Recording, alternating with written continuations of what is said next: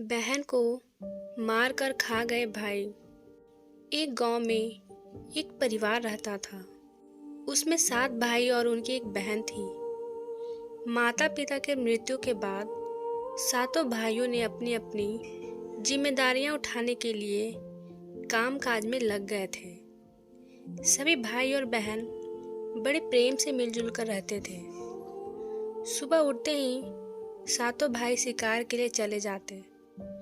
बहन सबके लिए घर पर खाना पकाती थी और घर के कामकाज करती। भाई जब जंगल से वापस आते तो साथ में बड़े बड़े जानवरों को मारकर उनका मांस घर पे ले आते। बहन उनके मांस को बड़े चाव से पकाती और सभी साथ में भोजन करते। ऐसे ही दिन गुजरने लगे। एक दिन की बात है, सातों भाई जंगल गए थे। शाम होने वाली थी। बहन सबके लिए खाना बना रही थी।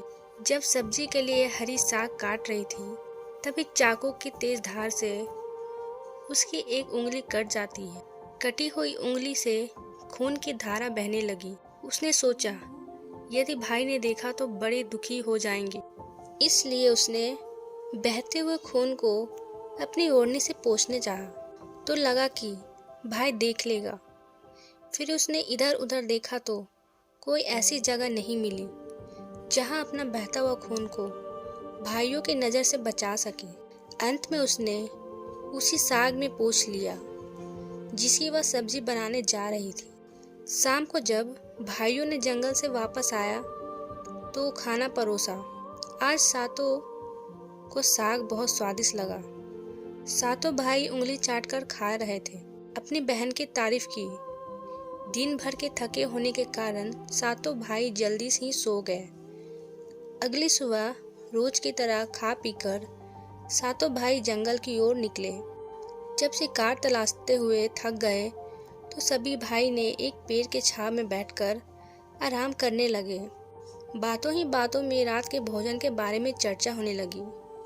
सब कह रहे थे, कितनी स्वादिष्ट साग सब्जी बनी थी, आज तक नहीं खाई थी।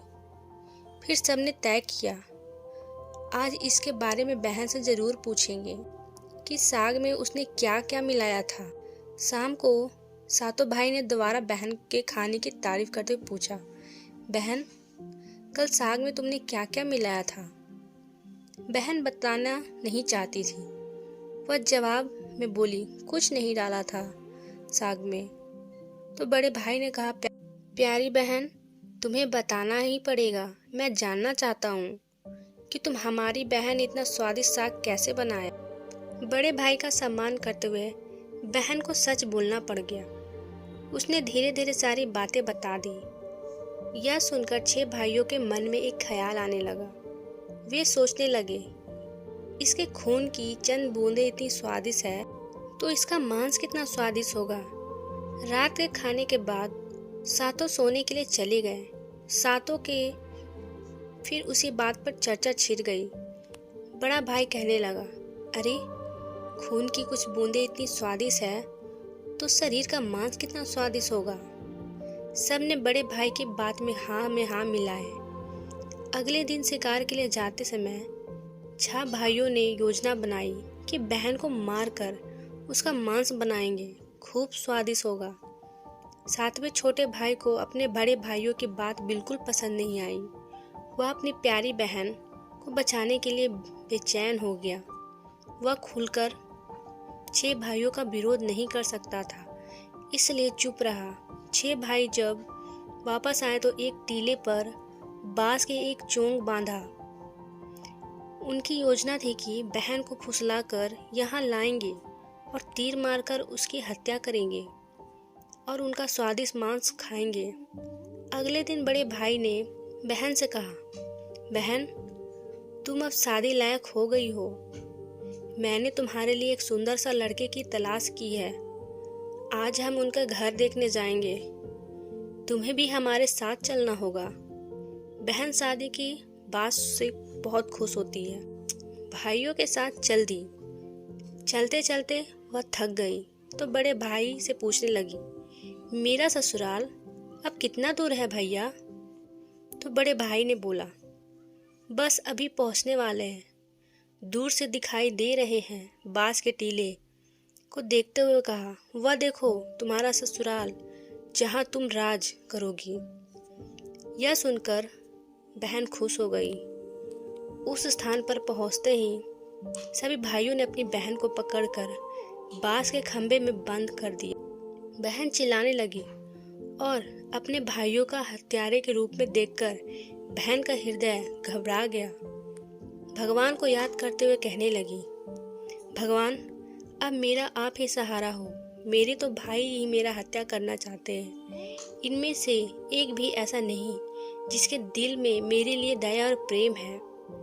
अपनी बहन की बातें से छोटे भाई का हृदय दया से भर आई, पर वह 6 भाइयों के सामने साहस नहीं जुटा पाया। बड़े भाई ने धनुष लेकर अपनी बहन पर तीर छोड़ा तो बहन रोते हुए स्वर में गाने लगी। फिर भी भाई ने तीर चलाया पर उसका निशाना चूक गया। उसके बाद दूसरा भाई तीर मारने का तैयार हुआ। बहन उसके आगे भी हाथ जोड़कर रोने लगी। उसका भी निशाना चूक गया। अब तीसरे की बारी आई। तीसरे ने तीर मारने की कोशिश की पर वह भी असफल रहा। इसी तरह 6 भाई की तीर चलाने की असफल रह गए। अब 7वें भाई की बारी थी। सभी भाइयों ने कहा, इस बार तीर बिल्कुल निशाने पर लगनी चाहिए, नहीं तो हम सभी तुमको जिंदा नहीं छोड़ेंगे। जब बहन ने छोटे भाई की जान खतरे में देखते हुए कहा, खतरे में पड़ते देखा तो उसने ईश्वर से प्रार्थना की कि मेरे छोटे भाई की तीर मेरे शरीर में भेदने में सफल हो जाए। छोटे भाई ने तीर चलाया। उसका तीर सीने पर जा लगा। बहन ने प्राण त्याग दी। बड़े भाई ने छोटे भाई को जंगल से लकड़ी और पानी लाने का आदेश दिया तो उसने कुछ मछली और केकड़े ले आए। सभी भाई बहन का मांस बड़ी चाव से पका रहे थे। चावल और मांस तैयार हो गया तो जमीन पर केले के पत्ते बिछाकर सभी के लिए खाना परोसा गया। छोटे भाई ने पहले ही अपने बैठने के स्थान पर एक छोटा सा गड्ढा खोद दिया और जब बहन का मांस मिला तो वह उस गड्ढे में डाल दिया और अपने लाए हुए मछली और भात को खा लिया। फिर बची खुची हड्डी को उस गड्ढे में दबा दिया। कुछ समय बाद उस स्थान पर एक पौधा उग गया और धीरे धीरे वहाँ बांसों का समूह बन गया था। एक बार कहीं से एक संत आया और उसी बांस के समूह तले छुपकर मल त्याग कर रहा था। उसी समय आकाशवाणी हुई, संत दुर्गंध आ रही है क्या। आकाशवाणी सुनकर संत घबरा गया और एक बांस लेकर चला गया। उसने एक बांसुरी बनाई। उसे बजा बजाकर दिन भर लोगों के घर जाकर भीख मांगता और बदले में खूब सारा उपदेश देता। एक दिन संत भीख मांगने के लिए छोटे भाई के द्वार पर गया। 6 भाइयों का विवाह तो हो चुका था, केवल छोटा भाई कुंवारा था। आंगन में कदम रखा और उस बांस से बनी बांसुरी को बजाता तो उसकी बांसुरी से वही ध्वनि निकलती है जो मृत्यु के समय उसकी बहन ने सुनाई थी। संत अपने बांसुरी को छोटे भाई को सौंपकर वहां से चला गया। छोटे भाई ने उसे बहन की याद समझकर अपने कमरे में अच्छी जगह रख देता है। भाई जब भी अपने काम काज करके घर लौटते तो घर बिल्कुल साफ सुथरा रहता। एक दिन छोटे भाई ने निश्चित किया वह छुपकर देखेगा कि उसका घर कौन साफ करता है। वह घर के कोने में छुप गया। तभी उस बांसुरी से बहन का शक्ल में एक लड़की निकलती है और घर का सारा काम कर देती है। फिर उस बांसुरी में समा जाती। बड़ी भाभी को सारी बातें बताई।